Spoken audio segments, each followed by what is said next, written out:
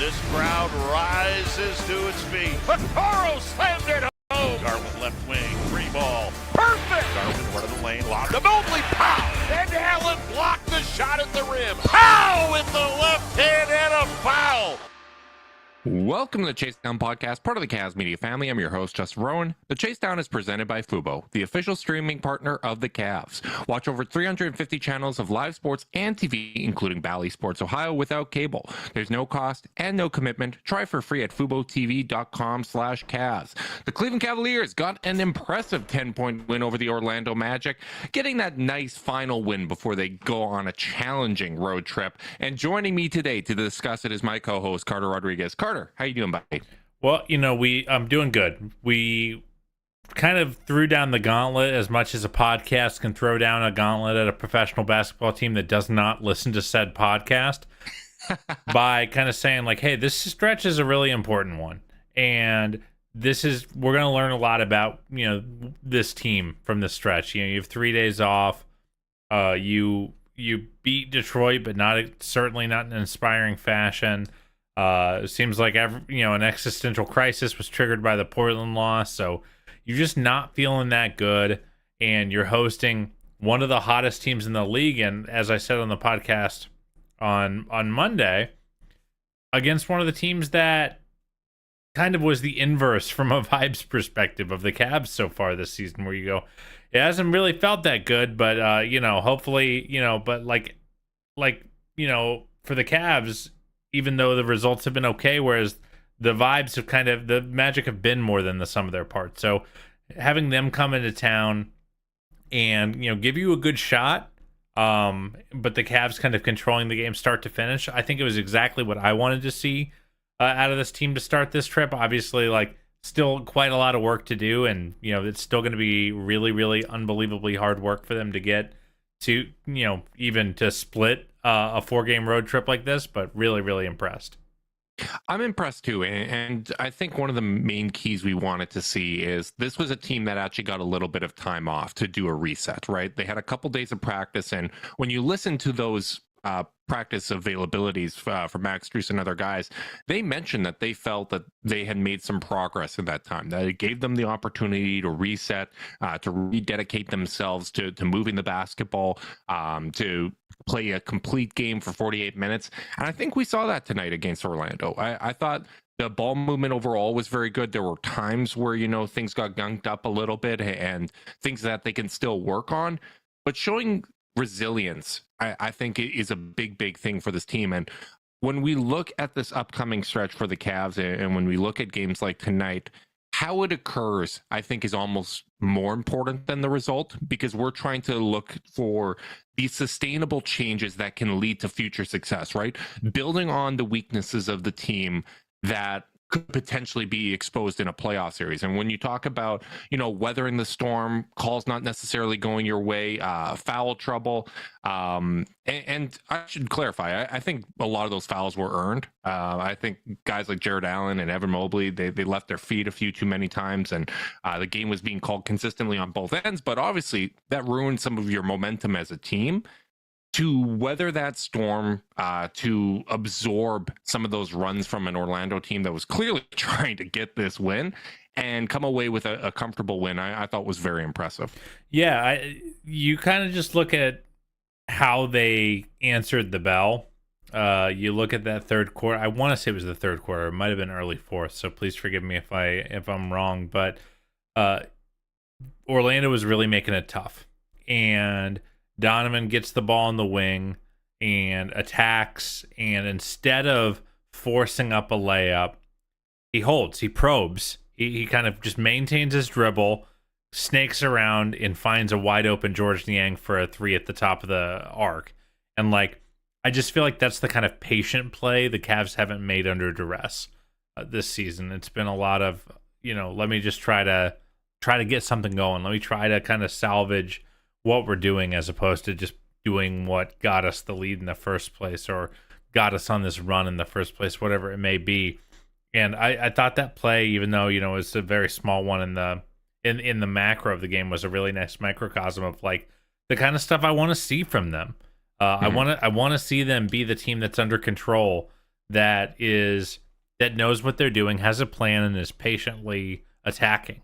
That doesn't mean, playing without urgency, but I just mean like, not putting your head down, and just trying to do it yourself. And I thought that was a really nice play from Donovan. And he had 6 assists tonight. I thought his playmaking was pretty strong overall, but that play in particular really stood out to me as like a real like run stopper. The Cavs in years past, I think, were really adept at, teams are always going to make runs in this modern league. Like there is no such thing as like a wire to wire win, except on very, very rare occasions where you're just like up 20 the whole way.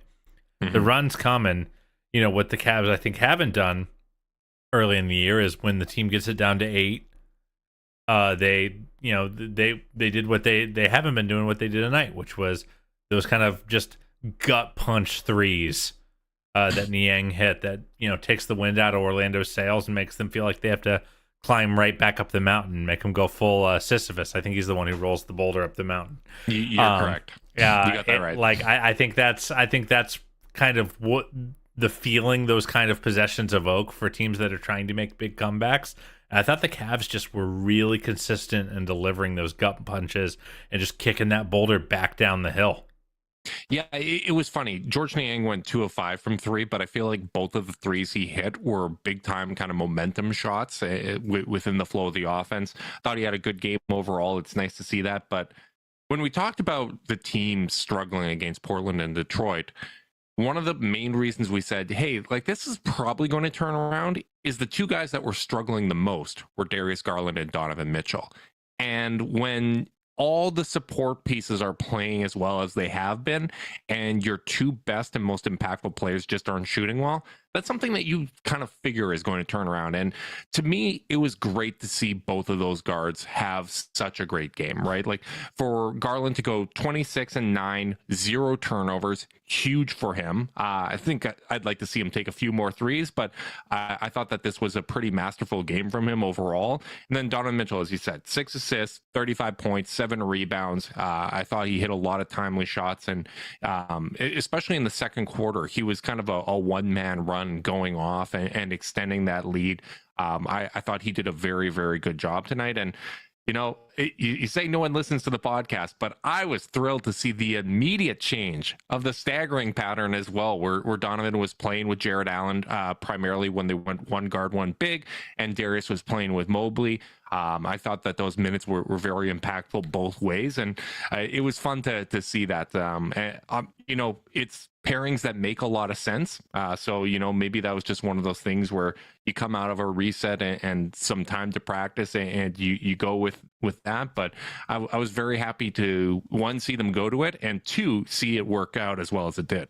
Yeah, JB, if you want to slide Justin a little something under the table, it's just important to note Canada does not have Venmo. You're going to have to get PayPal. It's going to be a mess. Yeah. But I think Justin ultimately deserves it for his rotational suggestions, really turning around what the Cavs are doing. Was this the first game of the year where Donovan and Darius were both really, really good? Feels like it. I'm sure there was probably nothing one, has come to mind as of yet. Because there just weren't that many games where they were playing together early on. Yeah, that's a good point. To this extent, I think this was definitely their best game together, and that's really encouraging to see. And there still feels like there is more here, right? Like it feels like the team can play better than they did tonight, but it's a step in the right direction. I think that's what you want to see. I think it also demonstrates a belief in what they're doing, that, hey, we went through a rough stretch here, but we had some time off. We looked at ourselves in the mirror. Everybody looked at what they individually can do better, and they came out with a strong performance against a team that's really built to give them trouble. Like Orlando is one of the best rebounding teams in the league. The Cavs beat them on the offensive glass 10-7. They almost never lose the battle on the defensive glass, and 45-36 overall when it comes to rebounding. That was really, really encouraging to see. So, I thought there were times where Orlando was more physical and pushing the Cavs off of their spots, but the Cavs responded well to that physicality, I think, overall, and they didn't let it rattle them. Or if they did get rattled and they did get frustrated, it wasn't something that snowballed and caused them to lose the grip of the rope, so to speak. Yeah, I just don't really think there were a lot of stretches where they just stopped running decent offense, you know? Like, I thought they kind of were running their stuff no matter what, no matter who their personnel was on the floor. You know, Darius was getting to the teeth. Man, this team really likes playing drop right now. I thought Darius really feasted against the drop that Orlando's bigs were playing in this one. Just really killing it in floater range. Some really amazing passes and feeds to Mobley to help clean plays up. Obviously, Jarrett was in really bad foul trouble and didn't top 20 minutes. But yeah, just a really masterful game from the guards. And, you know, this is the Darius we were supposed to get. This is the prince that was promised. And you know, the 3-point volume, I'm not gonna worry about the 3-point volume because 26 points on 18 shots is more than good enough, you know. Yeah. Like, you can always want more, but like, I want to be ideologically consistent when I'm talking about this team. And like, if you're doing everything else right, I can handle a 4 3-point attempt game, and he did everything else right. Same way that, you know, they beat Detroit by 9, and the tone of our podcast on Monday was not super warm and friendly because I don't think either of us thought they played a particularly good game. And then in this one, I think, you know, pretty much the same margin of victory, and we're pretty pleased. You know, like I just want to see him play basketball the right way, and I thought they did that. I thought Donovan had a couple really nice defensive possessions in isolation against Cole Anthony down the stretch, where he really went chest to chest with him. Like, these are winning plays, you know. These guys are going to have individual possessions that look really, really good, but like, you kind of got the sense in the post game locker room media coverage that everyone just wants to focus on playing hard and strong and focused basketball for 48 minutes, and that's what I talked about on the Monday pod. I know I keep referencing that, but it's kind of, you know, like setup and payoff. I talked about the fact that, like, hey, every team is going to have good stretches. Every team. The Pistons have good stretches right now. But, like, the reason the Cavs won 51 games last year and were as good as they were is they consistently brought the same effort game after game after game. And I didn't feel like they were doing that to start the year. And I thought this was their most complete win of the year. Obviously, they've had better wins in terms of, you know, beating Philly without Donovan and overtime, you know, slapping around Denver. But I thought, especially given the intensity Orlando was bringing back and how the Cavs answered that, I just thought it was the most complete win of the season.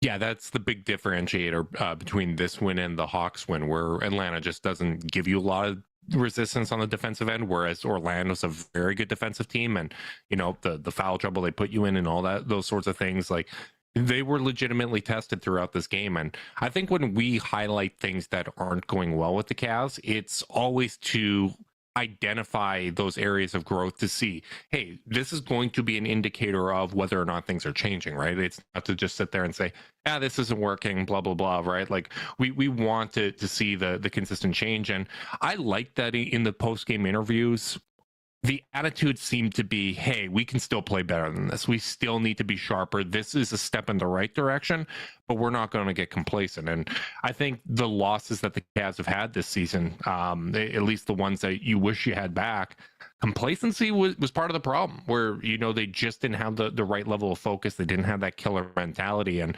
if they, you know, if you come out of this stretch where you're really being tested and you rise to the occasion, what I'm going to want to see is, when the schedule gets easier, are they going to maintain that? Are they going to take the proper lessons from that, right? That's down the road, but that's going to be one of the things that we'll have to keep an eye on, because we know that they're going to get up for this game against Miami, especially with the way they'd better, given the way the first one went. Yeah, exactly. Like, it's going to be Miami without Bam again in all likelihood. We know that doesn't mean it's an automatic win. We know they're going to get up for the game against Orlando. Orlando's a really tough test. They're going to get up for the Boston games. They're probably going to get up for Atlanta again, because these teams just don't seem to like each other. But after that, it's going to be one of those things that we want to see. So I thought overall it was a good effort. One of the things that definitely went in their favor tonight, they had some real shooting luck from three. Orlando went 2 of 23 from three. They played pretty good defense on the perimeter, but some of that 3-point suppression and keeping the numbers down, I think, can be attributed to one, Orlando lost confidence in the shot because it just wasn't falling, and two, they were allowing Orlando to get into the paint a little bit more than I think you'd like to see. And it's one thing to run teams off of the 3-point line and translate that into mid-range shots, but I thought the resistance wasn't there from like that immediate point after you run them off the 3-point line. And overall, the Cavs do such a good job of suppressing 3-point attempts and forcing mid-range, but this was one of those kind of areas of growth where I thought they could have done a little bit better of a job not letting them necessarily get all the way to the rim, and that was probably one of those contributing factors that led to the free throw disparity. Yeah, for sure. And like, yeah, I do think like if you're a skeptic and you don't, you're in like, if I'm trying to really not just play the result, you do look at 2 for 23 from three. And if we're going to blame bad 3-point shooting luck when the Cavs have it, I think you almost have to note the good. And yeah, game probably looks a lot closer if they make 3 more of those. And it's they're shooting 25 to 30% from three on the night instead of 8.7%, which is pretty awful. But I agree. I thought the Cavs did a pretty good job of running them off. And really, I was pretty fine with how they did at the rim. I know that the Cavs are not fine with it, but like this is a physical attacking team. And that really is, historically something the Cavs struggle with. Guys who get into your chest, knock, kind of fold you in half before they go up for the shot attempt. Like Franz Wagner is one of the most aggressive drivers at the small forward spot in the league. Paolo Banchero is one of the best foul drawers in the league, even as a sophomore. Their bigs, Goga Bitadze and Mo Wagner, super physical. Mo Wagner, by the way, let me just say, he might be, he's right up there with Hardenstein as the best backup fives in the league. He is. Wow. I think he is really good, man. He has been this year for sure. He's been playing terrific. I really liked him in the offseason. I kind of hoped that the glut of bigs would make Orlando kind of let him hit the market. When we were looking at biannual exception guys and targets of that ilk. I think he ended up getting better money than that anyway. But I really like the way he plays. And yeah, those guys are big, strong, and physical, and they play like it. They don't play soft. So like they're 37 free throw attempts. You don't want to give that many up, but like you just look at 3 of 16 from the field for Franz Wagner, and I think that's all Evan Mobley, man. Fellow draft class peers. I know our Discord has like had a few arguments because Wagner's been so good this year. Of like, who's the better prospect long term, and I thought Mobley sure acquitted himself well in this one. I just thought his footwork was really good. Every time, I think the scout was really good on Franz. Every time he went for that kind of weird gather move, Mobley scouted it out and really did a good job of stonewalling him. Just a really, really strong defensive performance in isolation against a guy who's tough to handle for this Cavs team. Yeah, he really is. And, the reason I brought up, allowing penetration to the rim is that's just one of those things that I have an eye on overall this year. Last year, the Cavs were 15th in terms of frequency of shots allowed at the rim. So, middle of the pack. This year, it's slipped a little bit to 17th. I'm imagining that it's going to get worse after this game, just given the volume. But they do a great job of defending at the rim. But it's just one of those things where when the Cavs are at their best defensively, you really have that point of attack defense locked in. The guards are competing at that level, and you're making life easier for the big men. They do a great job everywhere else. Like they forced the 7th most shots from mid-range in terms of frequency, and the 9th fewest shots from three. So they do a great job in those areas. It's just, you want to continue to funnel as many of those to the mid-range as possible. But you're right. Mobley did a great job on Franz.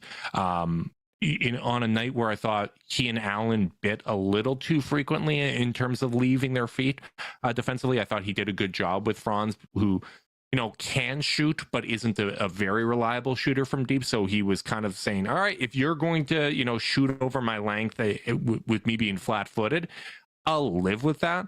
But I'm going to stay in position. I'm going to make life hard for you and really force him into a poor game, especially when you consider how well Franz has been playing overall. Like his overall numbers this year have been a little bit down, but this recent stretch, he has been phenomenal and a big part of the Magic's success. So limiting him was probably key, because you look at his partner in crime there in Paolo Banchero, who went off for a career high 42 points. I know you and I are massive fans of Banchero and his game overall. His previous career high going into tonight was 33, which I found hard to believe, but he easily exceeded that with 42 tonight. Yeah, he was awesome. The whole package was kind of at play. I mean, he was killing them from the mid-range. He was killing them as a finisher, as a foul drawer. But ultimately, that's why you got to be happy with this win, because you took the opposing team's best player's best punch of his career and won by 10 points. I would imagine Magic fans, if you told them they were getting 42 from Paolo on a very efficient night, like that, they'd be pretty sure that they stole one in Cleveland. So the fact that they didn't, I think, was good. And I don't think they played Paolo horribly. I mean, I just thought I just think he was really good.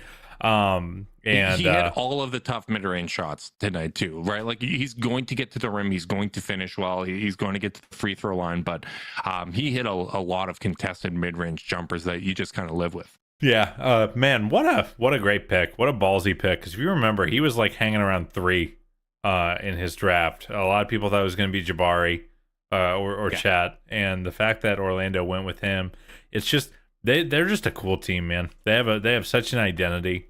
They're physical as heck. Like if they just add a little bit of shooting alongside that, and some of their guards like Anthony Black, jump off the page a little bit, I think they're going to be really dangerous.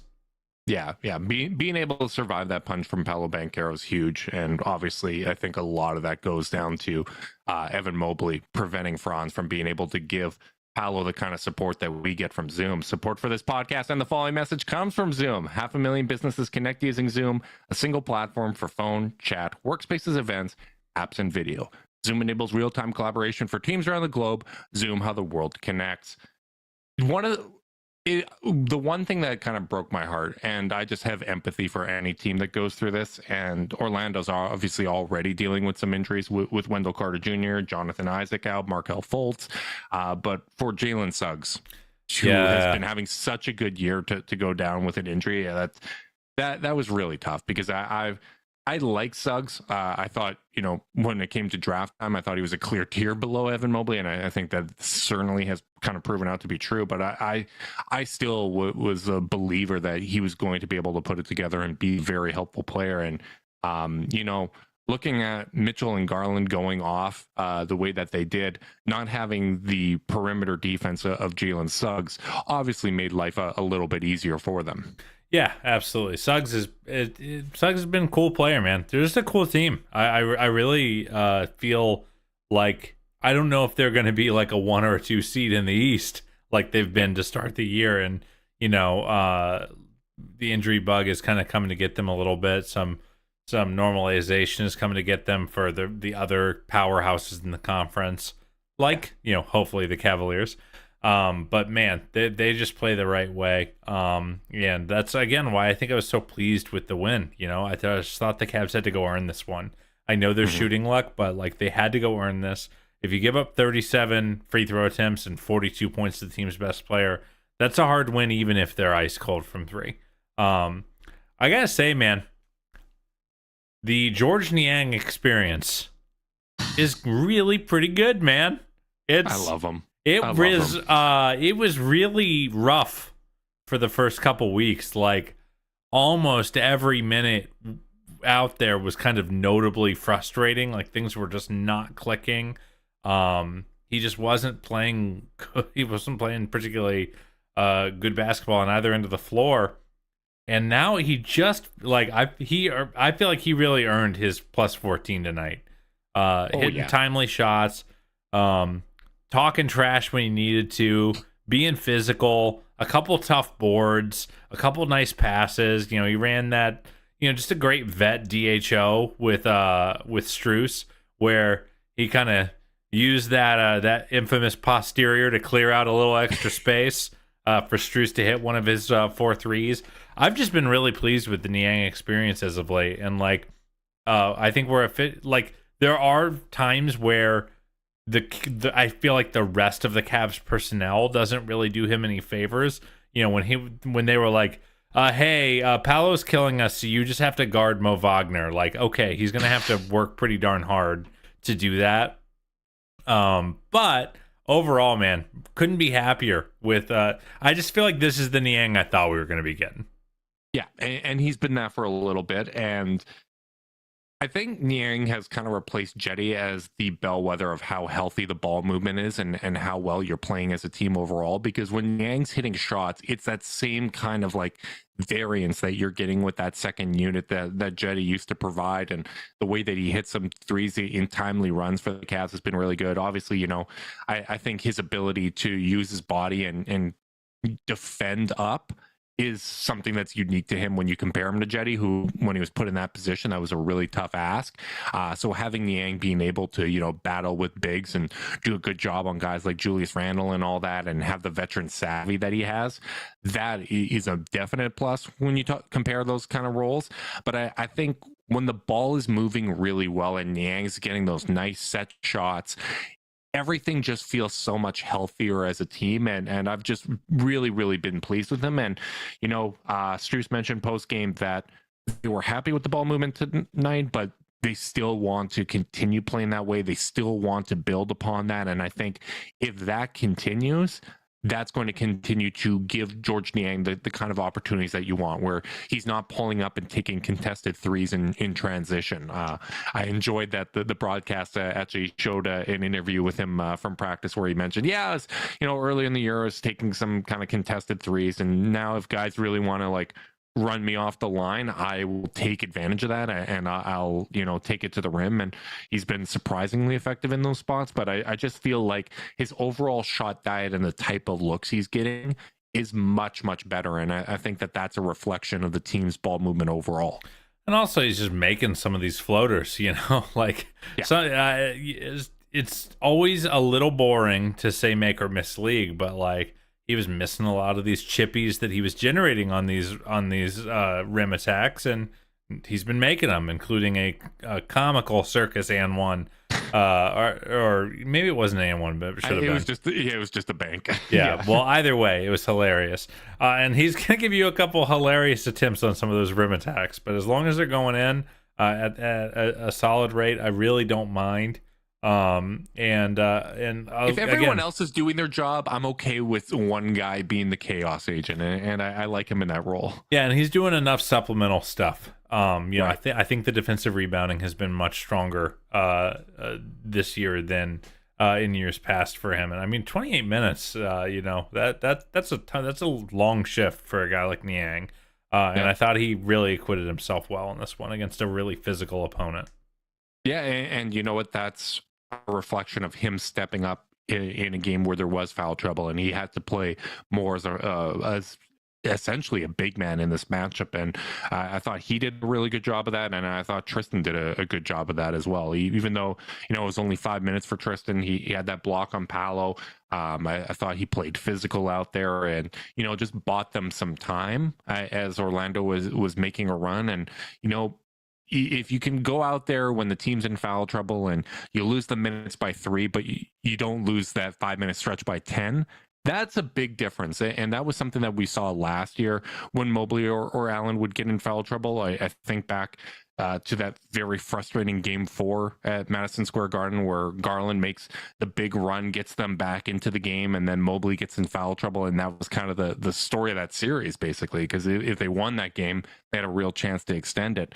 I just feel better about Tristan's ability to step up and be that presence. And I continue to absolutely love him being part of the post-game broadcast. I love him sitting there with Brad and John Michael.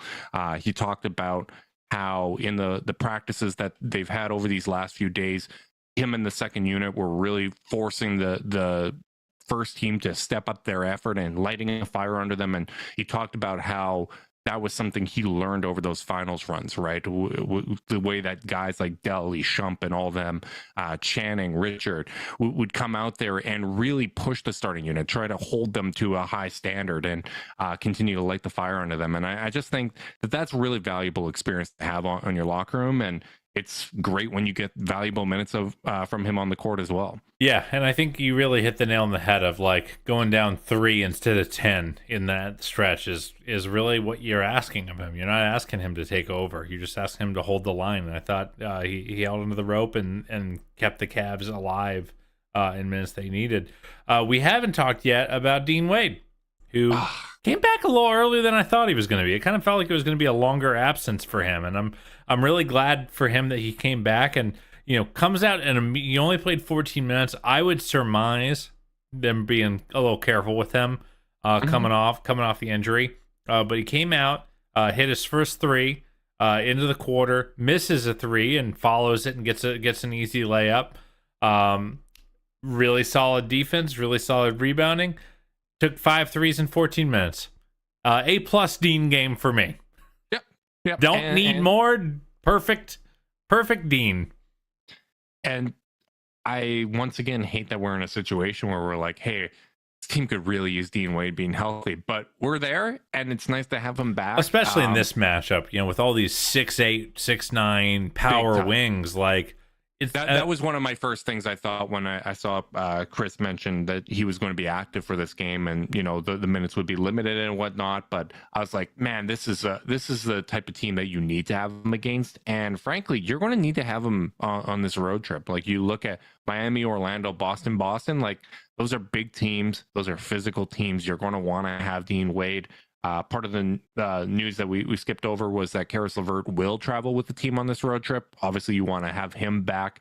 I think with Karis and Dean, you can kind of comfortably go to that 9-man rotation and limit the load on some of these guys. That's going to be really important as you traverse this road trip. So, it's really nice to have him back. I think he makes a real big impact on the team overall. And I'm crossing my fingers that eventually Ty Jerome's going to be able to join us, because I think people forget just how good he looked in the preseason, and having a 6'5" guard that never turns the ball over for a team that sometimes struggles with turning the ball over and running good offense. I just think that having all of those weapons at your disposal is what we expected coming into this year, and I'm looking forward to whenever that is.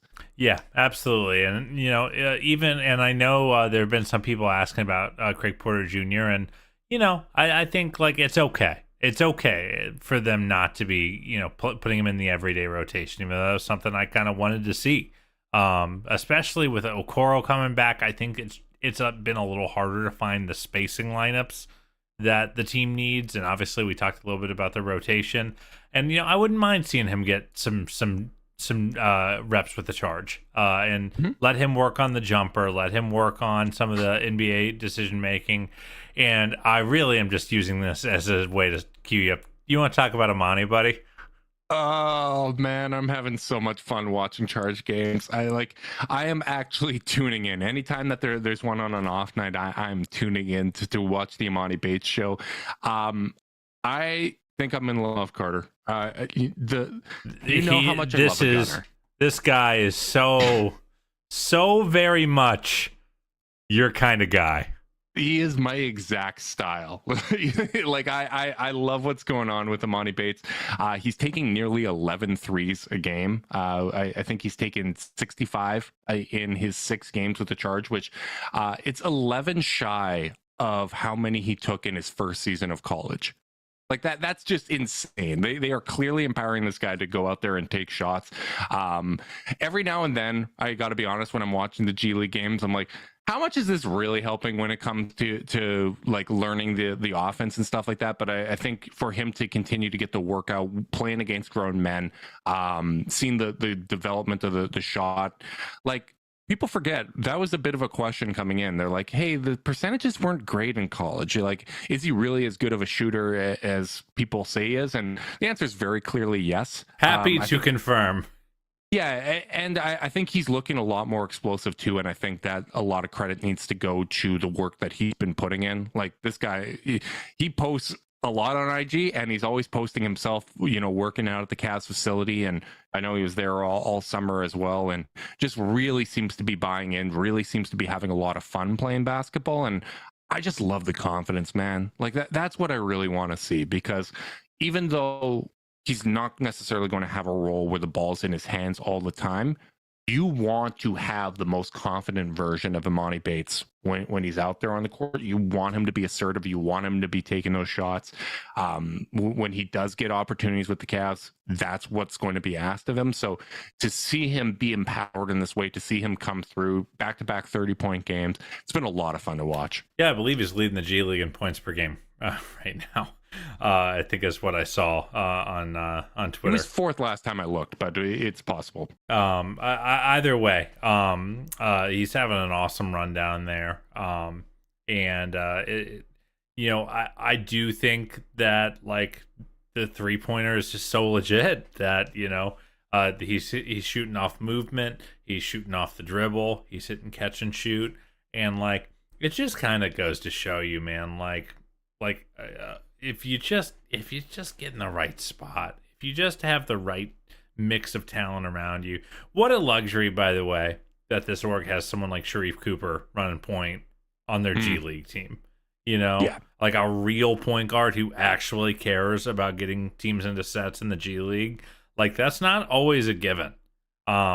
And Craig Porter, when he spends time down there, is going to do the same thing. So, I can't wait for those games. And we should also say that Isaiah Mobley has been terrific. Yeah. I believe he's also top 10 in G League scoring. Consistent 2010 guy.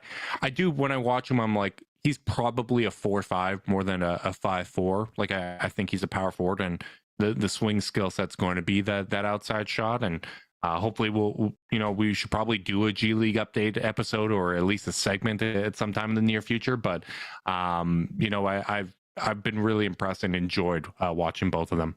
Yeah, absolutely. But yeah, that's this guy is built in a lab to make you happy. This Emoni Bates, and I love a reckless gunner. Like he's absolutely everything I wanted in a swingman. We got to bring back the label swingman, man. That I grew up with that, and I feel like it's gone on the wayside. Yeah, well, I think one last thing I'll say about Bates is I think he just tweeted the other day something along the lines like, to be honest, I'm just having fun hooping. And like for a guy who has had such an up and down rise to his professional career, where I'm sure the joy kind of got sucked out after a while. And like you just think about what it is to be an 18-year-old kid and having someone call you a disappointment, or like that's got to be hard on the soul. So just the fact that he seems to be having fun, getting to play his game, getting to grow his game as he adapts to a professional lifestyle to eventually hopefully be ready to help the big club. It's a fun story, and it's a great side plot to kind of be tracking over the course of the year. Yeah, I get to double up on Cleveland basketball games. That's always a nice spot to be at. And, the Cavs have a history of, putting in the work in the G League, and you get rewarded with a real contract, regular season minutes, being part of the rotation. Dean Wade, obviously a big success story. Lamar Stevens has been a success story. And Emoni, like, clearly, playing time, getting the opportunity, getting to work out, getting to practice with the team, all of that is to his advantage, and he seems to be having a blast and continuing to be bought in. And sometimes part of my mind goes back to like, oh, it'd be fun if this was a few years ago where there wasn't pressure and you could just run like Garland, Okoro, Emoni, Mobley, and Allen.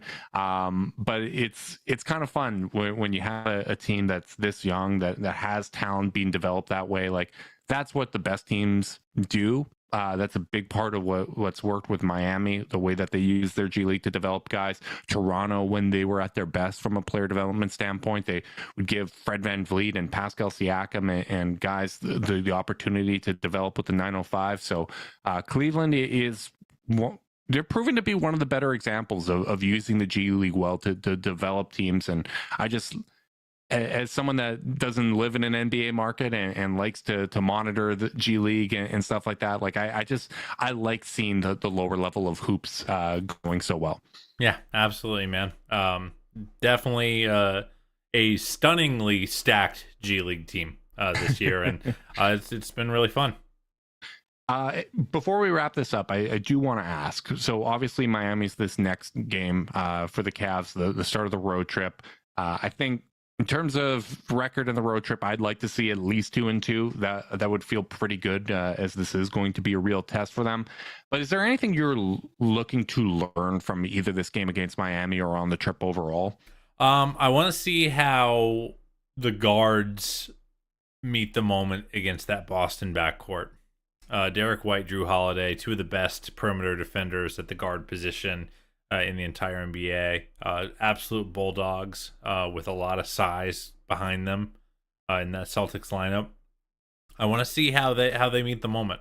I think if the Cavs guards get their way, then it's going to be a really fun game, And I thought the Cavs really had Boston's number last year overall. And I just want to see how that matchup has changed with the introduction of a guy like Porzingis, who the Cavs should be, really well built to handle. But like Drew is a different kind of matchup, a curveball for them. But with that Drew said, and Derek White, yeah, those are two of the best guard defenders in the league easily. Yeah, but with that said, I think the Cavs guarded last year's Celtics really well. So I want to see kind of. If they can bait Boston into some of their worst habits, see how a guy like Dean does on Tatum, see how they handle Jalen, who's been a killer. Those two road games in Boston, I'm just really excited to see. Obviously, one of them's on the back end of a back-to-back, which is tough. So only so much you can learn, but I'm excited to see what they do. And of course, Boston will have 4 days rest. Of course. Because they play Friday, their last game of the in-season tournament after losing to Indiana. But maybe they'll be a little rusty. At least the Cavs aren't playing 3 and 4 nights. Then I'm interested both with the Miami game as well as Boston, because one of the things the Cavs talked about with these practices is that they worked on attacking trapping and attacking switches and drop coverage. Orlando obviously played a lot of drop tonight. Their switching didn't really result in a lot of trapping with the guards. I thought you saw the occasional soft switch from them. But they weren't necessarily trapping Cleveland the way that we've seen with some of those teams that have struggled. And I just want to see how the guards handle that, right? Like Darius, can he build off of this 9 assist, no turnover game where he's not trying to throw the ball over long defenders and it goes for 2 points the other way, right? Like, are they prepared for those matchups, and what those counters are going to be is going to be one of the things that I'm really looking forward to seeing. So hopefully they can take care of business against Miami. Miami just went into Toronto and got a win without Bam and Hero. No matter who they have in the lineup, they're going to be tough, but that's a game that you should feel decent about your chances of winning because you got a fully healthy roster against a weak in Miami. You went in and were competitive and won a game, I believe 2 games even in Miami last year. No, that was a couple of years ago. But either way, let me go so far as to say, if Bam and Hero are out and the Cavs are not on, on a brutal schedule, 3 and 4 night, 3 and 4 night with an overtime, emotional overtime win to Philly, like they should win. I think they should be favored. And if they're favored, they should win. Like this is a good money where your mouth is sort of taking care of business and playing focused basketball for 48 minutes game. Miami's always going to make it hard. They're never going to make it easy. But hey, welcome to the NBA, guys. It's just not easy right now against almost anyone. While we hope for 2-2, if they can go 3-1 on this road trip, like if you win in Miami and Orlando, and then you split versus Boston, like that would be a huge feather in their cap. And that's something you can really build upon, because I think what we're looking for with the Cavs right now is, are they stacking successes, or are we continuing to take a step forward and a step back, right? Like we want to continue moving in the right direction, because we know even with this team playing maddening basketball at times this season, it's still an above 500 record. The floor is still high, especially when the core four is all healthy. So if they can continue having success and getting some impressive wins here, I think that would be a real positive indicator. And that's what we want to see. And hopefully we'll have more wins to talk about. Big thanks to everyone that tuned in live on YouTube. Make sure you like, subscribe, click notification bell so you know when we're going live. If you're listening via podcast and you want to support us, leave us a rating, leave a review, subscribe, unsubscribe, resubscribe, and help cook those books. If you want to be part of Chase Down's exclusive Discord chat, send a screenshot of the review to chasedownpod@gmail.com. However you choose to support us, we really do appreciate it. Make sure you guys are staying safe out there. Until next time, go Cavs.